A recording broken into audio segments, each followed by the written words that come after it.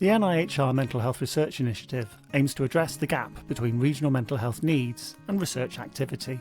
The MHRI has targeted areas with particularly high burdens of mental health problems by boosting locally relevant mental health research and supporting researchers in the community.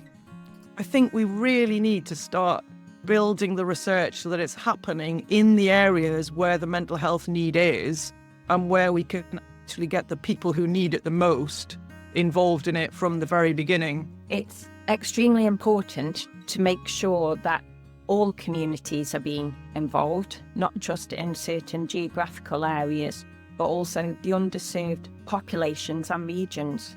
Through targeted calls and new collaborations, the MHRI has increased the geographical spread of mental health research across coastal communities, underserved communities, and the north of England. The Mental Health in Northern England call recognised that there are far fewer high-quality mental health NIHR studies taking place around the north of England than there are compared to other parts of the UK. We also know that there's a higher incidence of mental health difficulties in the north, and so there's a greater need but less research and activity happening to try and address those needs. We've got one of the highest mental health prevalences in the country. We're funded to work both into Greater Manchester but also North West Coast, so that includes a number of areas that are particularly deprived, but also particularly diverse in terms of ethnic minority groups. So that's really, really important. The reason why we need to ensure we are involving and including and engaging people from different communities is to ensure that whatever we produce and at the end of the research is fit for purpose.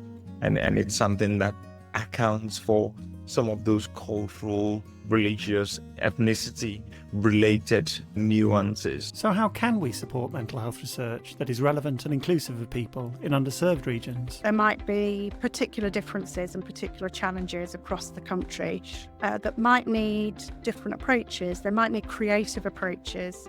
What works in one setting may not work in another. Listening very carefully to all the stakeholders within that locality.